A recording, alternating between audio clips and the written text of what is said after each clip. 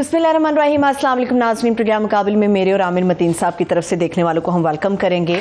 असद उमर साहब का जो बयान है उस पर खिलाड़ी शदीद परेशान है। अब सवाल ये कि क्या कप्तान माइनस होने के लिए तैयार हो गए हैं या होंगे, इसके ऊपर हम बात करने जा रहे हैं। और इसके ऊपर तहरीक इंसाफ की तरफ से बड़ा सख्त किस्म का जवाब भी सामने आया है। उनका कहना है कि अगर किसी किस्म का कोई इख्तलाफ था तो फिर बेहतर होता कि मुश्किल वक्त से पहले पार्टी को छोड़ दिया जाता असद उमर साहब की जानिब से। इसके ऊपर हम बात करने जा रहे हैं, मगर इसके साथ साथ एक अहम डेवलपमेंट यह है कि एतजाज एहसन साहब और लतीफ खोसा साहब की चीफ जस्टिस ऑफ पाकिस्तान से जो मुलाकात हुई है उसमें देखना ये होगा कि वो क्या रंग लेकर आएगी, क्योंकि सिविलियंस के ट्रायल के हवाले से जो आर्मी कोर्ट्स का नाम सामने आ रहा था कि आर्मी कोर्ट्स के अंदर वो ट्रायल्स होंगे, इससे सुप्रीम कोर्ट ऑफ पाकिस्तान से उनकी कौन सी ऐसी उम्मीदें वाबस्ता है, इसके ऊपर भी आमिर साहब का तजिया हम सामने रखेंगे आप लोगों के।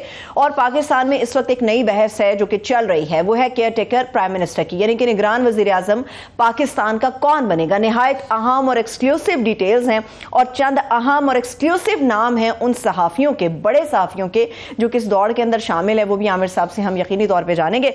सबसे पहले आमिर साहब, जो बात कल हमारे चैनल में बात ये हुई थी निजी चैनल के ऊपर असद उमर साहब की स्टेटमेंट को लेकर, और आपने बड़े वाजे इशारे उसके अंदर दिए थे कि आप ये समझते हैं ऐसा ऐसा है, आप ये समझ नहीं रहे थे। इनफैक्ट था ही ऐसा कि असद उमर साहब जो गुफ्तगू कर रहे थे वो समझ से बाला थी कि वो शायद जाती ख्वाहिश थी या किसी दबाव का नतीजा थी। वो उसको आप किस तरह से जज कर रहे हैं जब पूरी चीज़ सामने आ गई है? नहीं, मेरा ख्याल कोई इतनी समझ से बाला नहीं थी, मगर बहरहाल उनकी इस इंटरव्यू ने एक बड़ा सियासी तूफान, हलचल, तहलका जो भी कह ले मनाया हुआ है। और अभी भी उसको एक तजिया ही किया जा रहा है, अभी देखा जा रहा है कि वो क्या क्या समझौता है, दरमियानी रास्ता तलाश किया जा रहा है या नए रास्ते तलाश किए जा रहे हैं, उस पर एक बहस चल रही है। सारी बातें उन्होंने काफ़ी सख्त भी हैं और साफ भी की हैं, और जिसमें चेयरमैन तहरीक इंसाफ की हिकमत अमली से उन्होंने कहा जी मैं मुत्तफिक नहीं था।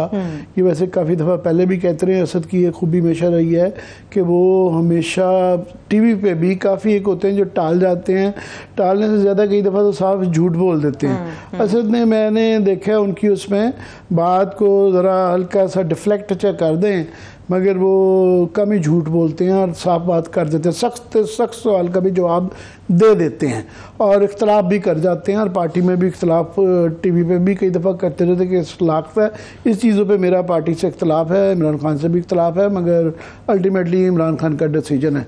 तो उनसे भी कभी अपने आप को उन्होंने ये नहीं बताने की कोशिश की जी मेरा है, जी पार्टी में जब तक हैं तो भी, तो ये पहले भी वो करते रहे हैं।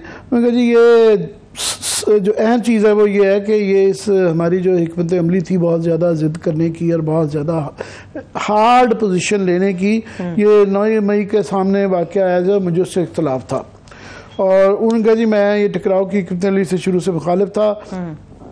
इलेक्शन ये भी क्लियर कर दिया कि कोई ये ना समझे कि फवाद चौधरी की तरह, जिस तरह उन्होंने कहा जी मैं ब्रेक ले रहा हूँ, या आमिर कियानी साहब कहा कि मैं तो सियासत ही छोड़ रहा हूँ, और हफ्ते बाद वो दोबारा बैठे हुए थे। तो उन्होंने कहा जी नहीं, अगर मुझे पीटीआई टिकट देगी तो लूँगा, नहीं मिला तो फिर मैं किसी और नहीं, फिर मैं इलेक्शन ही नहीं लड़ूंगा। और नोइंग असद उमर मैं मान सकता हूँ कि ये आमिर कियानी या फवाद चौधरी वाला नहीं करेंगे, ये शायद अगर इनके साथ ज़्यादा इख्तलाफात बढ़ गए तो ये नहीं करेंगे। उसके बाद वही है कि जी समझौता करके हल निकालना होगा कि जो है बाकी उनके भी वो सुना देंगे।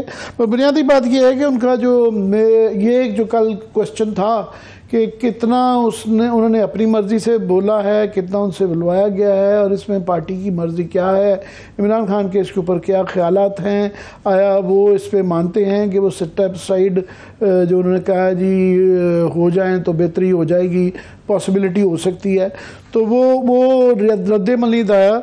तो अभी रद्द-ए-अमल आया है, उनके जो तर्जुमान नए नए बने हैं रऊफ साहब, तो उन्होंने कहा है कि असद उमर जो है अपने फैसले का दफा ज़रूर करें मगर हकायक से चश्म पोशी ना करें। मैं ये मेरा ख्याल था कि वो उन हकायक को भी ज़रा वाज़े कर देते कि किन हकायक से वो चश्म पोशी कर रहे हैं या अगर झूठ बोल रहे हैं, गलत बयानी कर रहे हैं तो क्या वो गलत बयानी की नेचर है।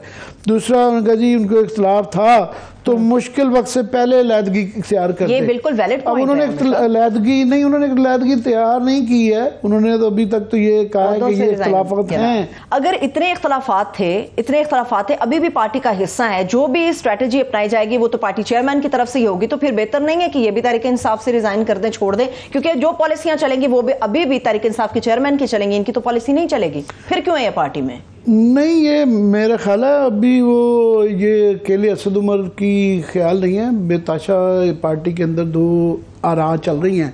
एक आरा की ये तर्जुमानी कर रही हैं, अभी वो उस एक्सट्रीम तक नहीं गए, मगर अगर उनकी नहीं मानी जाएगी तो उन्होंने ये इशारा मेरा ख्याल यही दिया है, मैं यही अखज़ कर रहा हूँ कि उस सूरत में मैं फिर ये अगर मुझे निकाला तो मैं निकल जाऊँगा, अगर इन टर्म्स पे कोई गुंजाइश निकलती है तो मैं हाजिर हूँ। तो बुनियादी मैसेज तो ये था। 3-4 बातें उन्होंने उसमें इम्पॉर्टेंट हैं। एक तो उन्होंने बार बार इस चीज़ का कहा है कि जो भी अगर कोई दरमियानी रास्ता निकालना है, अगर वो माइनस इमरान भी होता है और उनकी जगह वो किसी को सब्स्टिट्यूट पेश करते हैं या कोई भी करते हैं, तो वो इमरान खान की मर्जी के बगैर इम्प्लीमेंट नहीं होगा। बार बार उन्होंने कहा जी पीटीआई है ही इमरान खान का दूसरा नाम, इमरान खान के बगैर पीटीआई नहीं है। तो उनसे अगर बातचीत करके कोई मसले का हल निकाला जा सके, गुंजाइश को एक्सप्लोर किया जा सके, तो तभी वो काबिल अमल होगा और पीटीआई का वर्कर मानेगा, वरना नहीं मानेगा। तो ये मेरा ख्याल ये तो कोई सख्त बात नहीं है। ये तो उन्होंने, ये बाकियों ने तो ये नहीं कहा। हाँ, उन्होंने गलतियों का एतराफ़ किया है। इमरान खान ने भी कई दफ़ा, 1-2 दफ़ा गलतियों का एतराफ़ किया। नाम बार-बार मेरे आप चेयरमैन साहब ने जो है उन्होंने भी जो है गलतियों का एतराफ़ किया है। फॉर एग्ज़ाम्पल रेजिग्नेशंस की मामले में मैंने खुद उनसे कदे इंटरव्यू में जो पूछा था, उन्होंने कहा हाँ वो शायद रिज़ाइन नहीं करना चाहिए था।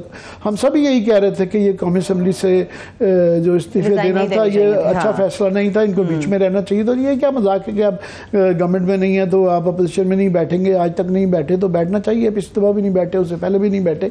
तो बिल्कुल एक तो ये था। दूसरा इसमें बहुत अहम बात ये कि उनका इस गलती का मानना कि हमें जुलाई में इलेक्शन मिल रहे थे, ऑफ़र हुई थी, हमें वो एक्सेप्ट कर लेनी चाहिए थी। और उसमें फिर उन्होंने चीफ जस्टिस साहब का जो कहा कि उन्होंने एक मौका दिया था कि हालांकि हमने सबने उसको इंटरप्रेट किया था कि वो नज़रिया ज़रूरत की तरफ गामज़न है, ये उनका काम नहीं है चीफ जस्टिस का ये कहना कि आपस में इत्तेफाक राय पैदा करो। मगर उस इत्तेफाक राय में वो उन्होंने कहा जी उस वक्त एक मौका था कर लेते। पर मेरा ख्याल है थोड़ा सा Asad Umar out of context बात कर रहे हैं। मुझे जो हक़ाइक़ याद है उसमें दोनों तरह, इनके यहाँ से भी हॉक्स की तरफ से आया, जो है कप्तान साहब ने भी ये कहा कि जनाब जब तक ये इलेक्शन की डेट नहीं आते तो वो नहीं है। फवाद चौधरी का सख्त वो है बयान आया था। पर दूसरी तरफ से भी कोई इतनी पजीराई नहीं थी, वो भी बात करने में इंटरेस्टेड नहीं थे। मेरा ख्याल जुलाई की एक स्टेज थी जब वो इलेक्शन के लिए तैयार थे, जब वो गुजर गई और जब उन्होंने देखा कि ये वक्त इनका गुजर गया है, फिर वो ना तैयार थे, अभी भी पता नहीं तैयार हैं या नहीं हैं। वो एक वक्त था जब वो गुजर गया, जब वो चीफ जस्टिस साहब ने कहा था इत्तेफाक राय करने का, उस वक्त वो फैसला दे के अपनी कोशिश इंप्लीमेंट करवाने की कोशिश में शायद कुछ करवा सकते।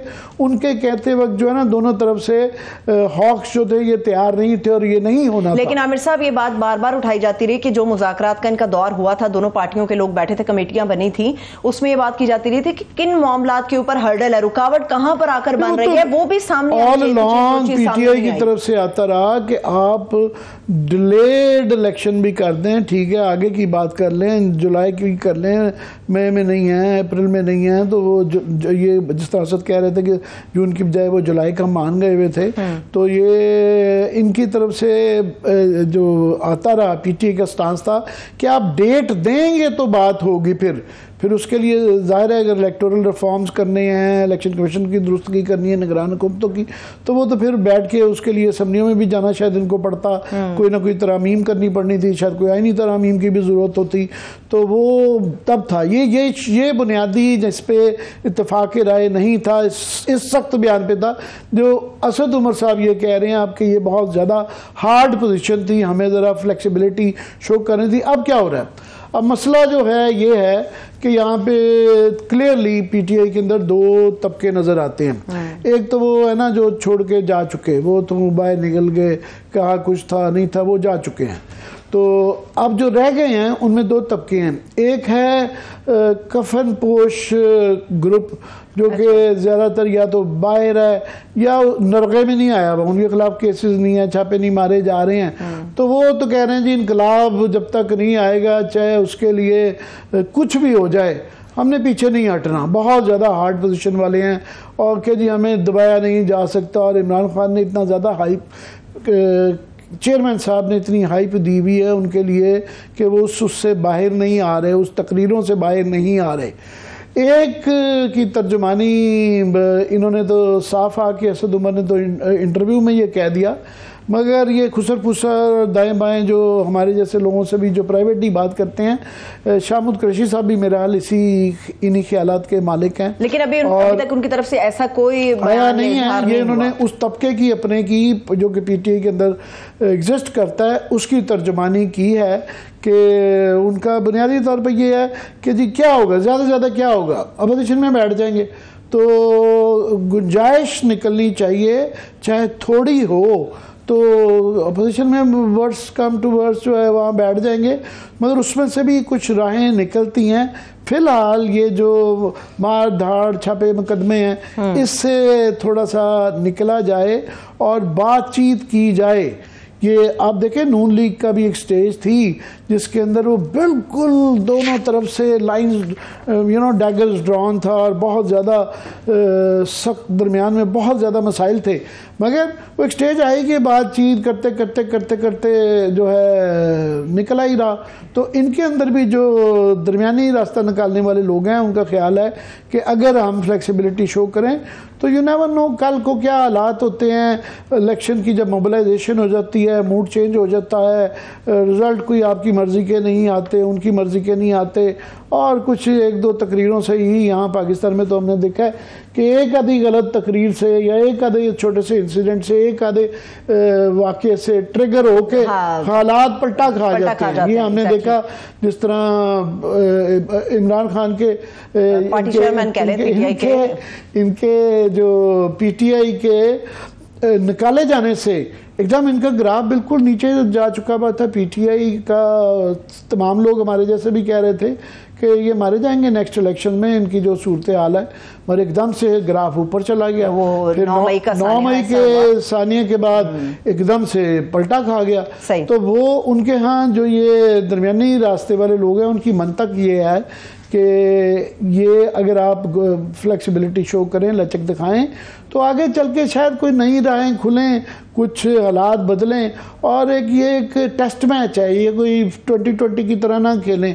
सही है, ठीक है। अभी 9 मई के बाद आमिर साहब दो चीज़ें बहुत ज़्यादा ज़ेर बहस हैं। एक तो ये -+ के हवाले से बातें चल रही है और सेकंडली ये कि मिलिट्री कोर्ट्स के हवाले से कि सिविलियंस का ट्रायल वहाँ पे होगा। इसके ऊपर हम बात करेंगे, मगर मैं इस वक्त अनाउंस करूँ, इस वक्त सीनियर तजियाकार फारूक अक़दस साहब हमारे साथ मौजूद हैं। बहुत शुक्रिया फारूक साहब, थैंक यू सो मच आपके वक्त के लिए। जी फारूक अक़दस साहब, आपको आवाज़ आ रही है? बहुत शुक्रिया जनाब जी, बहुत अच्छी आ रही है जी जी बिल्कुल आ रही अब है। मुनक़ता हो गया, अब आवाज़ फारूक अक़दस साहब का मैं तारुफ के वैसे ये एडिट प्रोड्यूसर साहब उनको आवाज़ नहीं आ रही, प्लीज़ ज़रा चेक कीजिएगा। मैं जब तक आप ठीक करते हैं मैं इनका तारुफ अब आ रही है आपकी, अब आ रही है। फारूक अक़दस साहब वैसे किसी तारुफ के मोहताज नहीं है, सीनियर तरीन हमारे। जी जी, मैं आपकी तारीफ कर रहा था, अच्छा आ रही है कि फारूक अक़दस साहब हमारे सीनियर तरीन सहाफ़ियों में से हैं। हम छोटे छोटे थे तो ये उस ज़माने में टेलीविज़न पे आते थे, फिर बाद में ये टीवी से बिल्कुल ही गायब होकर अखबार की दुनिया में खो गए। तो हम इनको बड़ी तरले करके जो है ना टीवी में वापस खींच रहे हैं कि खुदा के लिए आप चाइल्ड स्टार थे और तो आप वापस आए। उस ज़माने में टीवी में काम करते थे जब प्राइवेट मीडिया नहीं था होता। तो बहुत बहुत शुक्रिया। हम ये अभी तो लेटेस्ट फारूक आपसे बाद में सहाफ़त के मसाइल पे भी बात करेंगे, मगर फ़िलहाल तो ये एक जो बॉम्ब शेल आया हुआ है असद उमर का, और ये कि ये आया, ये वो पीछे हट गए हैं, दरमियानी रास्ता तलाश करने की कोशिश की जा रही है, या वो पार्टी छोड़ना चाह रहे हैं, या उनको फोर्स किया ये कहने का, आपकी क्या गट फीलिंग है इसके मतलब? देखिए, कल जो सुप्रीम कोर्ट में गए थे वो, तो इमरान खान साहब की भी वहाँ पर पेशी थी और और उनकी अपना असद साहब की भी थी वहाँ पर, असद उमर साहब की भी। तो वहाँ पर दोनों की पेशी थी और वहाँ पर जो जेस्चर इमरान खान साहब ने उनको दिया वो खासा एक तरह से अनप्लेजेंट था और उन्होंने उसको रिएक्ट भी किया असद उमर ने किसी और तरीके से, बहुत शाइस्ता तरीके से। उसके बाद कल को ही फिर उन्होंने एक बहुत जज्बाती सा इंटरव्यू दिया एक टीवी चैनल के ऊपर और उन्होंने साफ ये कहा कि जनाब हमारी बात नहीं सुनी जाती थी, ये जो कौमी असम्बली से वॉकआउट ख़त्म करने, रुकनीत ख़त्म करने का जो फैसला था ये हमारा नहीं था, ये फ़र्द वाहिद का था, इमरान खान का था सिर्फ। इसी तरह सूबाई असम्बलियों में भी हमारा फैसला नहीं था, ये हमारे जो फैसले वो करते थे वो मुशावरत के साथ नहीं करते थे, तन्हा करते थे। इसके अलावा भी ब्ला ब्ला ब्ला उन्होंने बहुत सारी बातें की इस तरह की। तो ये फौरी तौर का वाक़या नहीं है, ये चल रहा था, काफ़ी अरसे से चल रहा था और इसके मुख्तलिफ बातें सामने आई हैं, बाज़ बातें सामने आएंगी। तो ये इनके साथ हुआ और उसके बाद ये अब बात बिल्कुल क्लियर होगी जो उन्होंने कल इंटरव्यू दिया था असद उमर साहब ने कि अब उनकी वापसी इमरान खान साहब की तरफ मुमकिन नहीं है। और ये मामला मैं ये समझता हूँ कि ये अगर कोई बड़ा वाक़या नहीं होता, कोई ऐसी सूरत हाल तब्दील नहीं होती, तो ये चैप्टर असद उमर का और इमरान खान का वो क्लोज़ हो चुका है। अच्छा, आपका ये ख्याल है कि ये चैप्टर अब बिल्कुल क्लोज हो चुका है, अब वापसी का रास्ता जो असद उमर का नहीं रहा? मैं आपकी नहीं, अब तो जो उन्होंने कल इंटरव्यू दिया है जो जिस तरह की आपकी मौजूदगी का, जी उसके बाद वो आप समझते हैं दरवाजे बंद हो गए हैं, तो मैं करना चाह रहा था क्योंकि आप सहाफ़त के हवाले से बात आपके बड़ा, मेरे से भी बहुत ज़्यादा वसी तजर्बा रहा है, सारे ये द्वार देखे हुए हैं आपने, माशाल्लाह ज़ियाउल हक़ का भी आपने तो बहुत करीब से देखा हुआ है।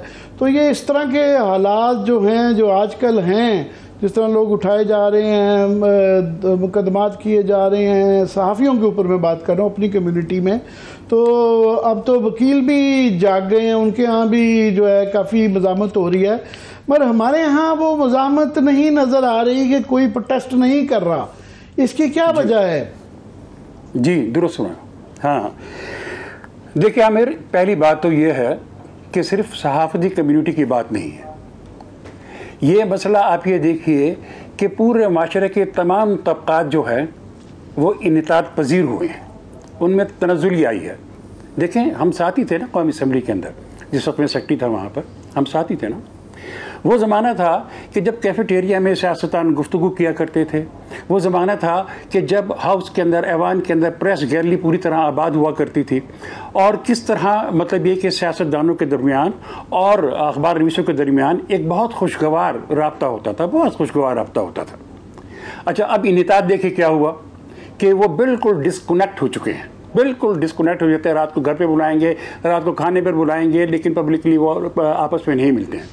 अदरवाइज आप ये देखिए कि ये अब खान अब्दुल वली खान अपोजिशन लीडर थे, गुलाम मुस्तफ़ा जतोई अपोजिशन लीडर थे, अपोजिशन लीडर थी मोहतरमा बेनज़ीर भुट्टो और इस तरह के लोग थे। और अब अपोजिशन लीडर कौन है, ज़रा आपको नाम याद है?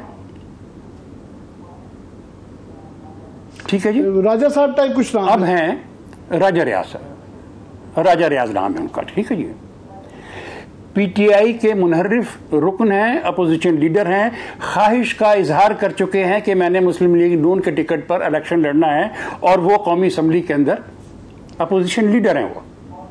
ठीक है, इन्हितात की बात कर रहा हूँ मैं।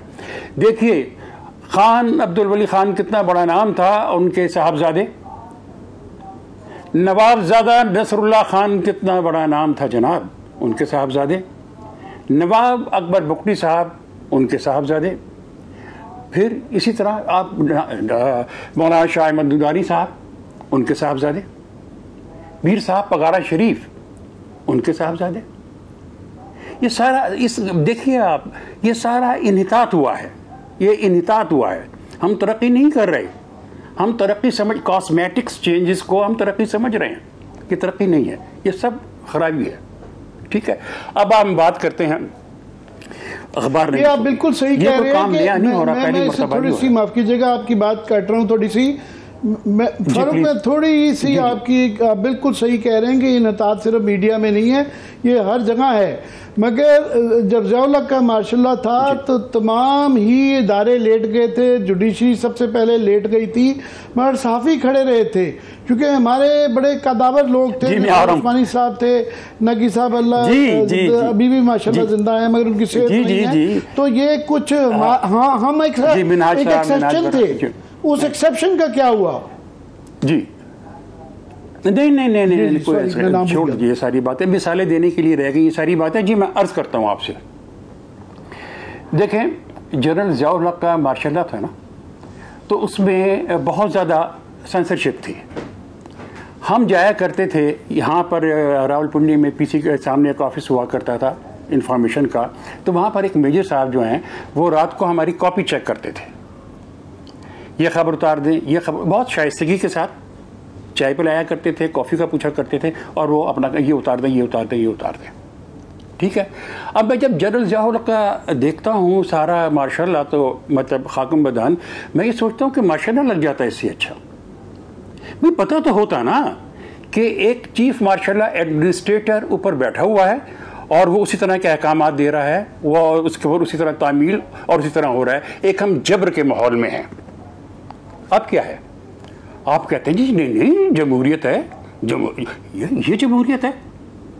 बाखुदा आप यकीन कीजिए कि जनरल ज़ियाउल हक के और परवेज़ मुशर्रफ के मार्शल्ला के अंदर इस तरह का जबर नहीं हुआ है। पहले भी होता रहा, हामिद मीर को गोली लगी, शाहीन सबाई साहब को कराची में कितना ज़्यादा तंग किया गया, और अबसार रिजवी साहब को, और हमारे बेशुमार दोस्त हैं, किस किस का नाम लूँ, उनके साथ सब कुछ हुआ ये। लेकिन मेरा सिर्फ दुख ये है कि आप इसको जमहूरियत का नाम ना दें। आप इससे कहेंगे जी ठीक है, मतलब मुझे आप आमिर, और मैं आपसे भी बात कर रहा हूँ सरवर साहबा, कि क्या ये जो निगरान हुकूमत है, ये जो जमहूरी हुकूमत होने की दावेदार है, क्या ये इस बात को तस्लीम करेंगे? क्या कभी आपने उनको बुला के उनसे ये पूछा है कि जनाब ये जो कुछ हो रहा है अखबार नवीसों के साथ, जो कुछ कम्युनिटी के साथ हो रहा है, इसकी जिम्मेदारी आप लेते हैं? ये जिस वक्त इनकी हुकूमत नहीं होगी उस वक्त तो हो सकता है ये कहें कि नहीं हमारा कोई ताल्लुक नहीं था उसके साथ, ये तो हमें ऊपर से कहा जाता था। अब कहें, अब क्यों नहीं कहते कि हम जिम्मेदार हैं, हम कर रहे हैं? अगर ये बाद में ये कहेंगे कि हम वो कहते थे, तो फिर वो बात नहीं मानी जाएगी। इसके बाद ये सर्वर ब्रेक के लिए कह रही हैं क्विकली कि आपकी हमारी जो बाकी जो मतलब आप बहुत सीनियर तरीन जो लोग हैं इस सारे, उसमें एक ये भी तो हुआ ना, हमने अपना जो है इंटरेस्ट लेना छोड़ दिया सहाफ़ती इदारों के अंदर, जिसकी वजह से एक वैक्यूम बना। सो आपकी हमारी क्या जिम्मेदारी है? आमिर बात सुना, देखें, मैंने आपको प्रेस गैलरी के अंदर नहीं देखा। अब हम तो रेगुलर लोग थे ना, मैंने आपको वहाँ पर प्रेस गैलरी में नहीं देखा, मैंने इनको सरबत को कभी प्रेस गैलरी के अंदर नहीं देखा। पहले क्या होता था, शाहीन सबाई आया करते थे, हामिद मीर आया करते थे, आप डायरी लिखा करते थे, सब कॉलम लिखा करते प्रेस गैलरी से बैठकर, ठीक है जी। अब वहाँ पर वो जो लोग हैं, मैं इनकी कोई वैसी नेगेटिव बात नहीं कर रहा हूँ, लेकिन वो आपको जानते नहीं है। मेरा तो जवाब ये हो सकता है जानते ही नहीं कि मैंने आपको बताया 10-20 साल टेलीविज़न आ गया था, 10-15 साल नहीं ज्वाइन किया, मैं अखबार में ही रहने की कोशिश करता रहा, गैलरी ही लिखने की कोशिश करता रहा कि अखबार में ही लिखा जाए, मगर वहाँ पे असम्बली ऐसी हो गई थी कि जो कि काबिल ही नहीं रह गई थी कि क्या रिपोर्ट किया जाए। आज बजट डिबेट हो रही है, मैंने कहा ना अपोजिशन लीडर कौन हुआ करते थे और आज कौन है अपोजिशन लीडर, फोकस होता था कि वहाँ क्या हो रही है। वो एग्जैक्टली यही राजा रियाज जब रह जाएगा तो वहाँ असेंबली में पार्लियामेंट्री गैलरी में क्या होगा, क्या गुंजाइश रहेगी? बस मुझे ब्रेक की तरफ जाना है। बहुत शुक्रिया फारूक अख्तर साहब हमारे साथ मौजूद है। एक छोटी सी ब्रेक की तरफ चलते हैं।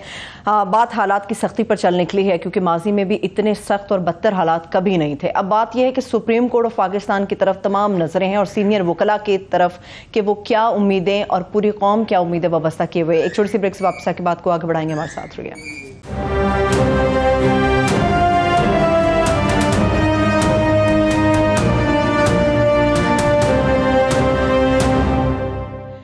ब्रेक के बाद एक बार फिर से आपको खुशामदीद कहेंगे प्रोग्राम मुकाबले में। आमिर साहब, सीनियर वकला की एक तो मीटिंग के हवाले से बात करनी है और सेकेंडली ये कि पहले तो एतजाज़ एहसन साहब की खबरें थी, पीपल्स पार्टी में बड़ी बाज़गश्त होती थी, खोसा साहब की छुट्टी कर दी है उन्होंने। तो नहीं, आज बड़ी पीपल्स पार्टी वालों ने एक छुट्टी, तो एक कोई ऐसी बात नहीं थी। वो पहले भी ये कह रहे थे कि हमारा इनसे नहीं ताल्लुक़ है। हालांकि उनका हमेशा से ख्याल था कि मैं शहीद मोहतरमा बेनज़ीर भुट्टो की पीपल्स पार्टी का मेंबर हूँ, आप मुझे निकाल ही नहीं सकते। मगर जो जिस तरीके से किया गया है और जिस वक्त किया गया है वो बड़ा ही बेहुदा है। मैं कहूँगा कि उनके ऊपर जो है इस वक्त कल परसों फायरिंग हुई है, पूरा मुल्क उसकी मजम्मत कर रहा है, उसकी जो है उसको कंडोन किया ही नहीं जा सकता। और ऐसे मौके पे ये साहब जो हैं इनका रुतबे में सूबाई सदर है गालिबन होंगे, सूबाई सदर, मगर इनके और लतीफ़ खोसा के रुतबे में बहुत फ़र्क है। वो गवर्नर रहे हुए हैं, वो बीबी के वकील रहे हुए हैं, वो बड़ी सीनियर पोजीशंस पे रहे हुए हैं, वो 40 साल से पीपल्स पार्टी के साथ हैं। तो इनका वो नहीं है, हाउस ऑफ शेम में उनकी तस्वीर लगा दी है।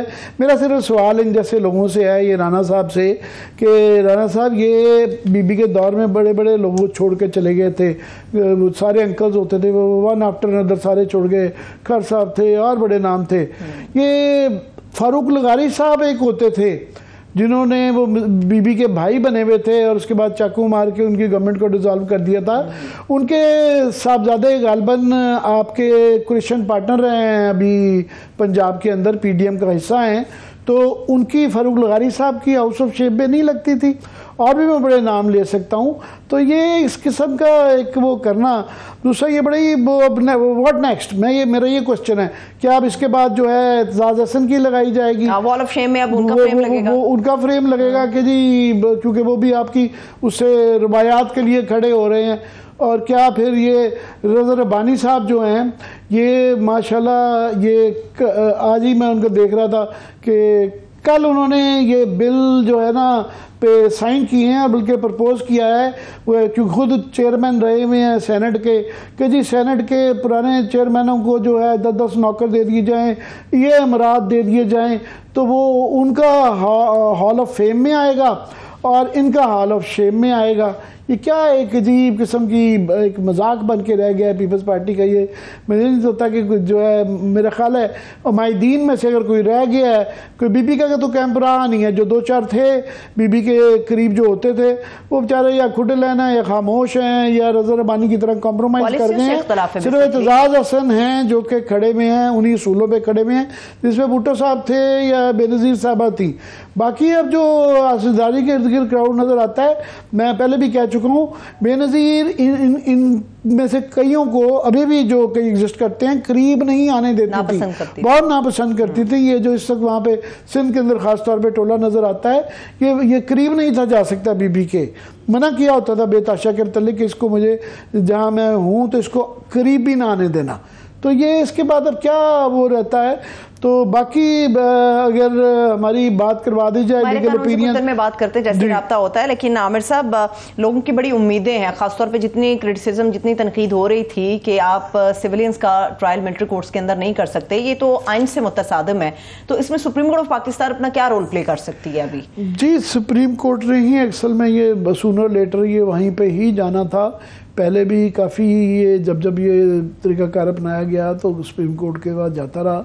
और ये जनरली सुप्रीम कोर्ट के अंदर और रेगुलर जो अदालतें होती हैं उनके अल्टरनेट कोर्ट्स पे, ख़ास तौर पे उन अदालतों पे जिनके अंदर इंसाफ के तकाजे पूरे ना हो रहे हों या आइन के तकाजे पूरे ना हो रहे हों, एक हमेशा क्वेश्चन रहता है। सो ये ना सिर्फ कि अब सुप्रीम कोर्ट में ये टेकअप कर लिया है, मगर इसके जो पिटिशनर्स हैं वो बहुत बड़े नाम हैं, जिससे कि ज़्यादा फोर्सफुल किस्म की पिटिशन बन गई है। एक तो एतजाज़ एहसन साहब की पिटिशन है जिसको प्लीड करेंगे वहाँ पे सलमान अकरम राजा साहब, लतीफ़ खोसा साहब, साथ में साबिक चीफ जस्टिस जवाद ख्वाजा साहब जो हैं, वो उनका एक बहुत बड़ा नाम है और ज़ाहिर साबिक चीफ जस्टिस हैं। तो उन्होंने भी एक पिटीशन कर दी है। तो अब देखें ये मामला जो चलेगा तो बाकी वकला का ये है कि लतीफ़ खोसा साहब के बाद काफ़ी सारे एकदम मैदान में नज़र आए हैं कि उनके अंदर जो अरेस्ट के रिएक्शन वो आया हुआ है। हमारे साफ़ी भाई तो जो ये लोग उठाए जा रहे हैं, डराए जा रहे हैं, तो उनके मतलब हमारे तो एक खामोशी नज़र आ रही है, मगर उनके यहाँ जो है ना ये इस बात का काफ़ी किया हुआ है। और हमारे यहाँ सिविल सोसाइटी भी खामोश है, बिल्कुल उसकी कोई अगर आवाज़ आ रही है तो बड़ी दबी दबी आ रही है। पता नहीं वो इस सूरत हाल में परेशान है। नहीं परेशान नहीं, शायद वो मायूस है। मायूस नहीं मैं कहूँगा, मुझे ये जो उनका बयानिया था कि उन्होंने जो मज़ामत कर रहे हैं वो एक इस्टेब्लिशमेंट कर रही, पता चल रहा है कि वो उनका मसला पीटीआई से था और गालिबन नज़र आ रहा है उनको कि ये पीटीआई का जो सवाल हो रहा है ये शायद अच्छी चीज़ है, तो इसलिए वहाँ से कोई ऐसा रिएक्शन नहीं आ रहा। एक बड़ा सख्त नुक्ता है आमिर साहब जिसके ऊपर आके बात रुक जाती है। अब ये सुप्रीम कोर्ट ऑफ पाकिस्तान में गए तो है, लेकिन नुक्ता ये है इम्प्लीमेंटेशन का। आपको याद होगा इलेक्शन की भी जब बार बार बात हो रही थी, सुप्रीम कोर्ट के वाज़े अहकामात थे, मगर इम्प्लीमेंटेशन के ऊपर आके बात रुक गई थी। इस वक्त सीनियर और माहिर कानून अजहर सिद्दीक साहब हमारे साथ मौजूद है। बहुत शुक्रिया साहब, थैंक सो मच। ये पॉइंट मैं चाह रही हूँ कि आप उनसे भी जी आप दोबारा दोहरा दें यही सवाल अपना। बिल्कुल अजहर सिद्दीक साहब, अभी आमिर साहब से मैंने ये बात की कि बात है इम्प्लीमेंटेशन की। पहले सुप्रीम कोर्ट पाकिस्तान के वाज़े अहकामात थे कि इलेक्शन होंगे, मगर उसके ऊपर इंप्लीमेंट नहीं हो सका था। अब ये मिलिट्री कोर्ट्स के हवाले से जो पिटीशन दायर हुई है, सुप्रीम कोर्ट ऑफ पाकिस्तान के पास गए हैं, तो बात तो वहीं पे रुक जाएगी कि क्या इंप्लीमेंटेशन होगी अगर फैसला इसके बरखिलाफ आ जाता है। बहुत शुक्रिया। देखें, एक बात तो बड़ी वाज़ेह है कि जो फौजी अदालतें कायम करने के कॉन्टेक्स्ट में दो जजमेंटें जो हैं महरम अली और मलिक लियाकत अली वाला केस रिकॉर्ड के ऊपर मौजूद है, और इस केस में एक बात तो बड़ी वाज़ेह आ गई है कि इमरान खान को हरफे जो कोई भी एक्शन लेना चाहते हैं या पाकिस्तान तहरीक, यानी इसमें बदनीति का एलिमेंट मौजूदा हुकूमत का नजर आ रहा है। यानी आज लंदन में आजम मजीद तारड़ साहब आगे आकर बैठे हैं और सारे नून लीग के जितने आसपास दाएं बाएं उन्होंने वो लोग बिठाए हैं, और आकर यही बात बताई गई कि यानी अब आखिर उन्होंने स्टैंस बदला है। इस वक्त कोई तकरीबन 6 के करीब पिटीशनें दायर हो चुकी हुई हैं, जैसे एतजाज ऐसा साहब ने आज तक कोई बराह रास्त पिटीशन दायर नहीं की है। लेकिन सबसे जो बड़ी बात है, साबका chief justice of Pakistan Jawad Khawaja sahab वो मैदान में आ गए हैं। वकला बरादरी सारे मामले में इकट्ठी है और हमने बार एसोसिएशन बार काउंसिल ने हमने फैसला कर लिया हुआ है कि हम इस तरह का कोई भी मामला जो है, चाहे फौजी अदालतों में आप लेकर जाना चाहेंगे ना, हम सपोर्ट करते हैं, और उसके लिए कोई तहरीक चलानी पड़ती है या कोई फ्रंट पे आना पड़ता है तो वो भी आने के लिए तैयार है। लेकिन अब ये आईनी दरखास्तें 4 निकात के ऊपर है। एक तो right to fair trial due process of law article 10A की वायलेशन है। दूसरा, हम पहले दिन से ये बात कर रहे हैं कि आपने दहशतगर्दी के पर्चे पहले दर्ज किए हैं। जब दहशतगर्दी के आपने पर्चे दर्ज कर दिए हैं तो दहशतगर्दी कोर्टों को फैसला करना है। आप कौन होते हैं बैठ के नोटिफिकेशन के जरिए कि नहीं जी हम उठाकर फौजी अदालतों में केसेस लेके जाएंगे, और अभी तक ऐसी एविडेंस कोई नहीं आ सकी है। या तो एविडेंस कोई सामने ऐसी कोई आई हो जो सजेस्ट कर रही हो कि आपने ये केसेस सारे लेके जाने हैं फौजी अदालतों के। हमारा ये जो आप कह रहे हैं कि सबूत नहीं आया, जो सबूत एक ऐसी चीज़ होती है जिसके ऊपर सवाल होते हैं, अदालतों में ही फैसला होता है या ये तफ्तीश के अंदर फैसला होता है। तो ये कहना बजाय है कि हाँ किसी के ख़िलाफ़ अगर कोई इस तरह का मवाद निकल आता है कि उसने वाकई रियासत या गवर्नमेंट या अमलाक को नुकसान पहुँचाया है, और ख़ास तौर पे बड़ी जो इस तरह के सिंबल्स हैं उनको नुकसान पहुँचाया है, तो बिल्कुल हमें कोई आपको मुझे किसी को इतराज़ नहीं हो सकता उसके ख़िलाफ़ करने का। मगर मसला ये आ जाता है कि वहाँ इंसाफ होता हुआ नज़र भी आना चाहिए। अच्छा देखिए, मैं एक बात बताऊं आपको, अब मैंने तो आपको तस्वीर का दूसरा रुख बड़ा अहम है। आप ऑफिशियल सीक्रेट एक्ट या आर्मी एक्ट 1952 के तहत सिविलियन को कैसे ला सकते हैं? यानी एक सिविलियन को जिसने कोई काम ही ऐसा नहीं किया, मिसाल के तौर पर चले जिन्होंने तो जाके तोड़ फोड़ की, आप उसके हवाले से चले मान लें अगर हमारी अदालतें, हमारी आईनी अदालतें कह देती हैं कि आप उनका ट्रायल कर सकते हैं, लेकिन इस केस के अंदर तो ऐसे सवाल उठ रहे हैं कि जब ट्रायल कोर्ट के अंदर आप लेकर जाएंगे आपको ये साबित करना पड़ना है कि ये बाकायदा मोटिव कैसे था, प्लान के साथ था। अभी तक तो हमने कोई चीज देखी नहीं। फिर दूसरा ऑफिशियल सीक्रेट एक्ट की वायलेशन कैसे है, फिर आर्मी इंस्टॉलेशन के हवाले से सवाल आएगा। फिर क्या लोग जो अंदर गए थे वो ऐसी एविडेंसेस अपनी जगह पर मौजूद है। लेकिन जो मेन इशू है कि सिविलियन को आप आर्मी कोर्ट के अंदर या आर्मी अजहर सिद्दीक साहब, ये आर्गुमेंट जो लिया जा रहा है कि आर्मी एक्ट के तहत अगर फौजी अमलाक को कोई नुकसान पहुंचाए तो वो उनके दायरे इख्तियार में आ जाता है कि वो ट्रायल कर सकते हैं। इस पे क्या पहले माजी की आप जजमेंट्स बता रहे थे, क्या रही हुई हैं? अच्छा, इससे पहले जो जजमेंट कुछ केसेस का जिसका जिक्र कर रहे हैं ना, वो जिक्र आर्मी अमलाक को नुकसान पहुंचाने के हवाले से नहीं है। वो मिसाल के तौर पर ऑफिशियल सीक्रेट एक्ट के, यानी यहां पर ऑफिशियल सीक्रेट एक्ट की दफा तो आपने लगा दी है, लेकिन क्या कोई ऐसा कहा, क्या कोई जासूसी करने गया है, क्या उन्होंने जाकर कोई, आपने देखा खुले दरवाजे दे दिए हैं, जो कोई भी लोग आए हैं अंदर जा रहे हैं आ रहे हैं, मैं उनमें नहीं जाना चाहता, जिन्होंने 9 मई का वाकया किया उसको बाकायदा, लेकिन अभी उनको भी वहां ले जाने से पहले आप अभी दहशतगर्दी कोर्टों के अंदर ऐसी एविडेंस रखें कि जो ये सजेस्ट करेगी कि उनकी हद तक भी कि जनाब इन्होंने वाकई ऑफिशियल सीक्रेट एक्ट की वायलेशन की है, इन्होंने वाकई जो है कि जो है ना आर्मी एक्ट के अंदर अगर इंस्टॉलेशन के हवाले से बात है कि ऐसा हुआ है, वो एविडेंस सारी सामने आए। अभी तक तो आप 1.5-2 महीने से जिस तरीके से ये सारा मामला चलाया गया है, पहले आपने डिटेंशन ऑर्डर जारी किए, डिटेंशन ऑर्डर से जब कुछ ना निकला फिर आपने उन्हें गिरफ्तारियां डाली वो 3 FIR के दौरान, फिर आपने उसमें आइडेंटिफिकेशन परेड में लेकर गए, आइडेंटिफिकेशन परेड में जो बिल्कुल आप ठीक बात कर रहे हैं, बिल्कुल आप ठीक बात कर रहे हैं। बहुत शुक्रिया अजहर सिद्दीक साहब आपका। यकीनी तौर पे इस वक्त पूरी कौम हो, हर नजर हो, जो उम्मीद का वाहिद सहारा है वो सुप्रीम कोर्ट ऑफ पाकिस्तान का ही दरवाजा है, और जजेस मोअज़्ज़ज़ जजेस के सामने जब मुद्दा चला जाता है तो फिर इंसाफ की तवक्कुल की जाती है। आपके वक्त के लिए बेहद शुक्रिया। आमिर साहब, एक और अहम मामला, मुझे ये बताइएगा कि नजम सेठी साहब मुकाबले से पहले दौड़ गए हैं, छोड़ गए हैं? नजम सेठी साहब जो है ना, ये हुआ नहीं कभी आज तक कि वो पीसीबी तो एक ऐसा मैग्नेट है ना जो उनको इस तरह यूं खींच के लेके आता है, जिस तरह वो हमारी गजलों के अंदर महबूब खिंचा चला आता है ना, तो वो छोड़ते ही नहीं है। या बंगाली बाबा महबूब को दो सूरत हो रही है जिसकी बाज़गश चल रही है। एक ये है कि उनको नजर आ गया तो उनको कहा कि भाईजान अब जान झाड़ दो, पीपल्स पार्टी को हम नाराज नहीं कर सकते। पीपल्स पार्टी ने बहुत सख्त स्टांस ले लिया था कि ये फैसला हुआ है कि हमारी मिनिस्ट्री है, एहसान मज़ारी इस मिनिस्ट्री के वो हैं, और उसके अंदर एक जो क्राउनिंग जूल है वो पीसीबी है कि जी आप पीसीबी के बगैर एक मिनिस्ट्री दे रहे हैं। ये इस तरह ही है कि आप एक एविएशन में से PIA भी निकाल दें और मौलाना भी निकाल दें, या इस तरह की चीज़ें निकाल दें मेन। हाँ। तो ये वो तो है। अब ये है असल खबर कि बाज़गश्त ये चल रही है दूसरी तेरी कि ये केयर टेकर प्राइम मिनिस्टर के भी कैंडिडेट हैं। आप भी हैं? तो आपको पता है? आप भी हैं? नहीं, मैं नहीं हूँ मगर चूंकि जो है मोहसिन नकवी का मॉडल इतना ज़बरदस्त रहा, मैं तो कभी हो ही नहीं सकता, ना ही मैं बड़ा प्राउड जर्नलिस्ट हूँ मगर मोहसिन नकवी की तारीखी अजीम कामयाबी के बाद ब्लॉकबस्टर थ्रिलर जो उन्होंने चलाया हुआ पंजाब में, तो अभी जो नाम लिए जा रहे हैं वो अल्हम्दुलिल्लाह 3 सहाफ़ियों में ही बताया जा रहा है कि कैंडिडेट्स हैं। तीन के उसमें मैदान में हैं, तीनों के तीनों सहाफ़ी हैं। एक अदा जो है वो हमारा बड़ा दोस्त है नजम सेठी साहब को तो खैर मैं साहब नहीं मानता, ये ज़्यादा कारोबारी आदमी है और ये जिस तरीके से या पॉलिटिशियन है। तो 2 सहाफ़ी जो बाकी रह जाते हैं उनमें से एक हमारा बड़ा दोस्त है, तो वैसे जो है मुझे तो खुशी होगी, हमें भी जो है ना वहाँ का जाने का मौका मिल जाएगा, आपको भी मिल जाएगा। तीसरा नाम मुझे यकीनी तौर पर लग रहा है आपका है आमिर साहब। आप मैंने वो बड़ी संजीदा बाज़गश्त चल रही है कि उनका नाम गौर किया जा रहा है, तो हमारे बड़े दोस्त हैं, तो मैं चाह रहा हूँ कि वो बन जाएं।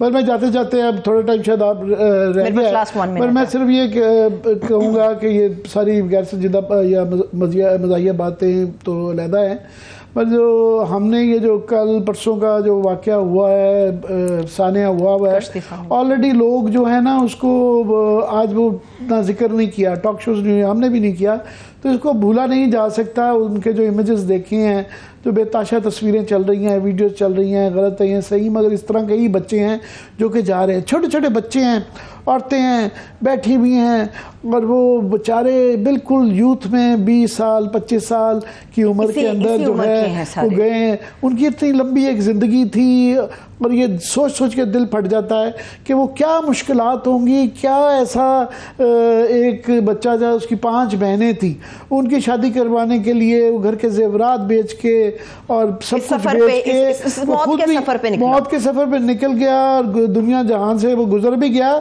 और उनको कर्जों में छोड़ गया।